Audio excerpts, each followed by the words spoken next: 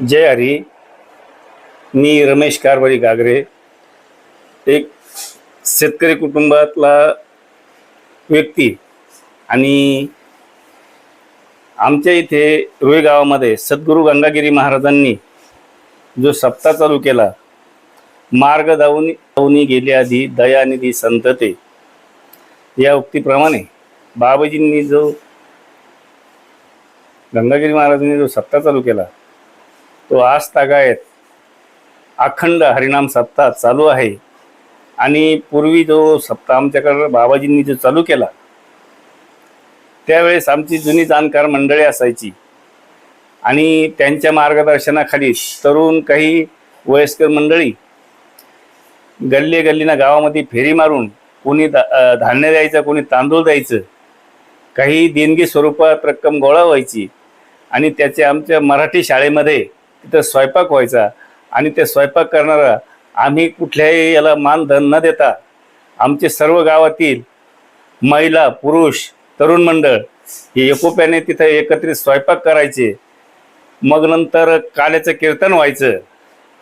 काल्याचं कीर्तन झाल्यानंतर मोठ्या याने काळीची पंगत एकदम आनंदाने वाढण्याचं काम असेल, पंत्रवाळ्या उचलण्याचं काम असेल, सर्व ही तरुण मुलं या जुन्या जाणकार मंडळींच्या मार्गदर्शनाखाली काम करत असायचं. आणि आज आमच्या सप्त्याला भव्य दिव्य असं स्वरूप आलेलं आहे. महाराष्ट्रात आमचा सप्ताह 2 नंबरचा आहे. सद्गुरू गंगागिरी महाराजांनी चालू केलेला हा जो सप्ताह आहे तो फिरता सप्ताह तो फिरता आहे. आणि आमचे 131 वर्ष झाले हा अखंड एकाच जागेवर आहे. म्हणून आमच्या परिसरात मध्ये नगर जिल्ह्यामध्ये असं लोक बोलले जातात की महाराष्ट्रामध्ये खऱ्या अर्थाने तुमचा सप्ताह 1 नंबर आहे, कारण तो एकाच जागेवरती आहे आणि मोठा सप्ताह हा फिरता आहे. आणि सद्गुरू गंगागिरी महाराज ज्यावेळेस शिर्डीला आले आणि त्यांनी सांगितलं की ते साईबाबा हे जे बसलेले आहेत एका लिंबाच्या झाडाखाली बसलेले होते ते, आणि हा हिरा आहे म्हणे. हा हिरा असा चमकेल की सगळ्या जगामध्ये हा शांतीचा संदेश देणार आहे. श्रद्धा आणि सबुरी त्या गंगागिरी महाराजांच्या वक्तव्यानुसार ते अंदाज आज सगळे खरे ठरलेले आहे. आणि आजही आमच्या सप्त्याला भव्य दिव्य असं स्वरूप आलेलं आहे. आता तरुण मंडळी तर इतकी उत्सुक आहे आणि उत्साहाने काम करते आहे. रोज हरिपाठ होतो, पहाटे काकडा होतो. 8 ते 11, 9 ते 11 डेली कीर्तनं होतात नामांकित महाराज लोकांचे. ज्यावेळेस पांडुरंग महाराज घुले यांना काल्याचं कीर्तन दिलं, त्यानंतर त्यांची एवढी काही भरभराट झाली की आज आळंदीला गाथा मंदिर 1 नंबरचं झालं. म्हणजे ही या रुई गावची परंपरा आहे. गंगागिरी महाराजांच्या ज्या ठिकाणी त्यांनी सप्ताह केला त्या ठिकाणी हे जी महाराज लोक येतात, कीर्तन करून जातात. असे नावारूपाला आलेले महाराज लोक, मग रामरावजी महाराज ढोक असतील, शर्मा महाराज असतील, घुले बाबा असतील, वैद्य महाराज असतील, तनपुरे महाराज असतील, अशी ही महान कीर्तनकार मंडळी आज नावारूपाला आली. ही सगळी सद्गुरू गंगागिरी महाराजांची आशीर्वाद आहे त्यांच्या पाठीशी. आमचं जे हनुमान मंदिर आहे हे जागृत मंदिर आहे.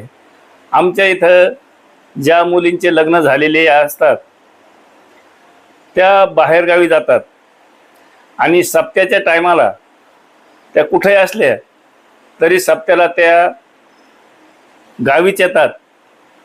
त्यांचे मिस्टर बरोबर म्हणा, सासऱ्यांबरोबर म्हणा, आणि ते सप्त्याचा आनंद घेतात. आणि आमच्या सप्त्याचं एक वैशिष्ट्य असं आहे, जो नवस बोलला तो खरंच ठरतो, अशी या गावाची आख्यायिका आहे. त्यावेळेस भाकरी, आमटी आणि लापशी व्हायची. आणि ते पदार्थ शिजवत असताना प्रत्येक कुटुंबातली व्यक्ती हिरीनं भाग घेऊन कोणी महिला भाकरी टाकायच्या, पुरुष मंडळी जे समजा ज्यांना शिरा येत असेल, लापशी येत असेल, त्यांच्या हाताखाली आम्ही तरुण मंडळी जे त्यांनी जे सांगितलं ते काम आम्ही हिरीने मोठ्या आनंदाने आणि उत्साहानं करत असायचं. स्वयंपाक बनवायचे त्यावेळेस रामराव दादा जाधव, बाबूराव मामा खिलारी, संदन मामा, ही जी मंडळी आहे, जगनराव चौधरी वगैरे, ही सगळी मंडळी यांच्या हाताखाली आम्ही गुळ कुटायचं, खोबरं किसायचं आमटीला, आणि ते जे सांगतील ते काम आम्ही मोठ्या हिरीनं करायचं.